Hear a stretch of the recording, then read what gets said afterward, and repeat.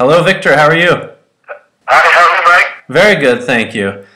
I'm a big fan of yours, so I'm very excited to talk to you. I appreciate you taking the time to talk with us. Thank you so much. I appreciate that. So let's jump right into things. Let's talk about the Entitled. How did you get involved with the film?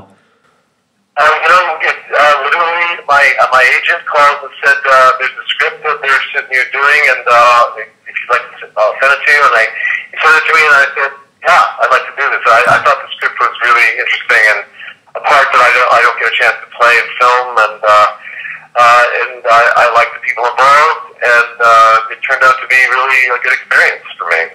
Great. That kind of leads into what I was going to ask you about, was that, you often play these kind of steely, hard to read characters, and then here in this film, your emotions are kind of a bit more on your sleeve. So is that sort of the attraction for the role, is kind of let loose a little bit more?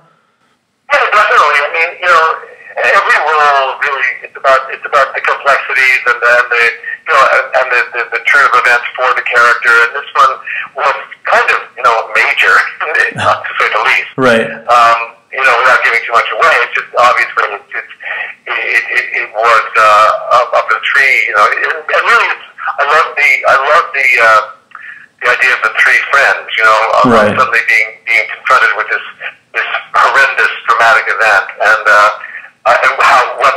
what it brings out in people, and the viciousness, and the kind of it's really an interesting I think depiction of friendship. Right. So on the one hand, you've got you and Ray Liotta and Stephen McHattie, which is a trio of great actors, and then on the other side of things, you have this kind of newer generation of younger actors. And I know you spent a lot of the film sort of apart, but was there any kind of a sense of like a mentor-student relationship on the set at all?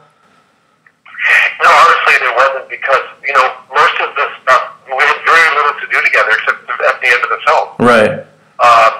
So in fact, most of it was Ray and Stephen and I at the hotel having dinner and just having a great time, and then going to the set every day, and sort of recreating what three friends would be like in that situation, and then suddenly Kevin and the other two show, well, the other one shows up, and the daughter, right. and there we were, and so I actually had no idea, and I never met the other two actors, so it wasn't until I saw the movie that I really got to appreciate what they did and how good they were. Right. Now, so you and Ray and Stephen, you guys are out having dinner, and then you come on set and you're playing these friends. Then, of course, the film escalates and tensions escalate. Was there ever a sense of trying to one-up each other with your performances, or was it all just more of an ensemble? No. I mean, I've never really experienced that. Maybe a couple of times on stage with some people, but no, it was a very, it was all about just really being truthful, and I think what we managed to do, from my perspective, was to really create the illusion that we had been friends for a long time. Right. And that was my main concern about it, and what I think we managed to do. So no, I mean, everybody was on the same page. Great. Well, I think it came across very well. So. Good. I'm glad you think so. So let me ask you then, when you've starred in hundreds of TV shows and movies at this point in your career, what do you look for then when you're choosing a role nowadays?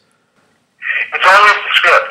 Mm-hmm. Always. It's always like what's on the page, and if I'm compelled, I mean, there are things that I can usually tell within 10 pages, sometimes 5. Right. If it's something that I would be interested in doing or not, because I'm kind of a bit of a hard nose about it. Unless I'm desperate for money, and I'll do anything. Well, won't we all? You heard that here first. Right?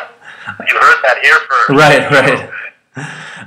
Now, also I wanted to ask you, in addition to your on-camera work, you have done a lot of voiceover work, in some of the cartoons and stuff like that. What do you like about voiceover acting versus on-camera acting? Well, you don't have to look good, which I love. I haven't really honestly done that much of voiceover stuff. I mean, I'm hoping to do more, but it's really, it's so pleasurable, because it's just you in a room with a microphone generally, and you can, and you can kind of create this illusion, and it doesn't really matter what you look like. And then, for that's kind of a gift for an actor, really.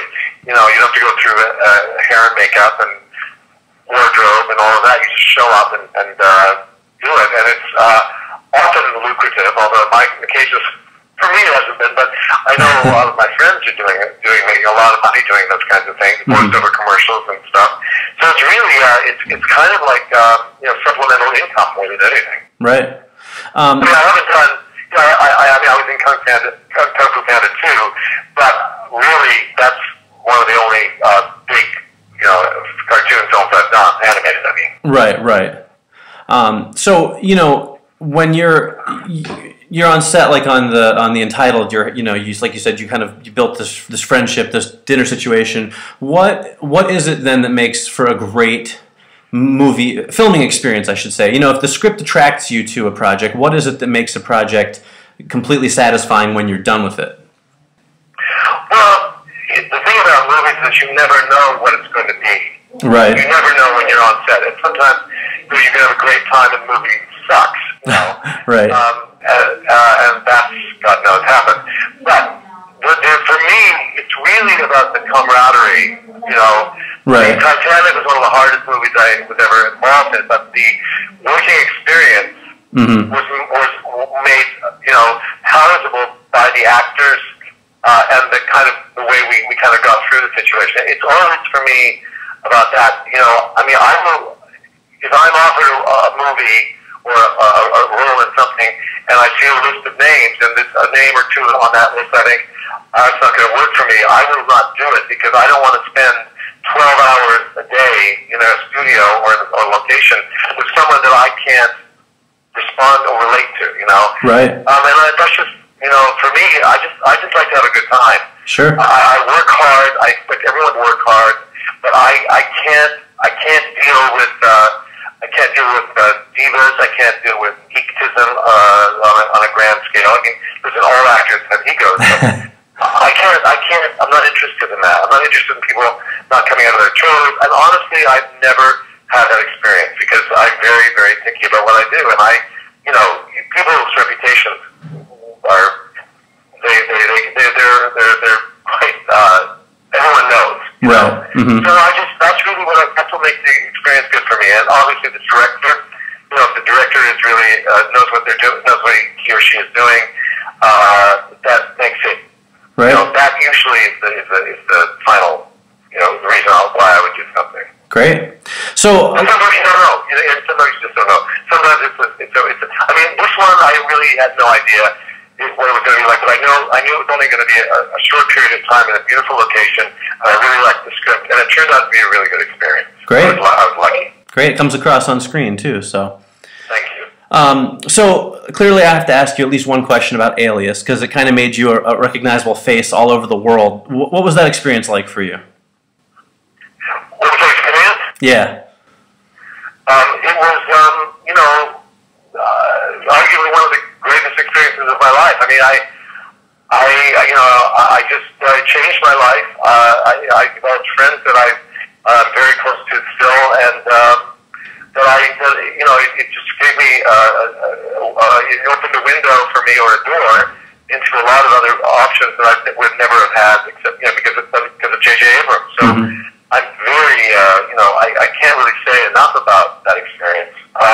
And the people responded to that show in a way that, they're avid fans. And so when I run into people that know me from that show, it's like, they're pretty gung-ho about it. And that's a great feeling. Right. Great.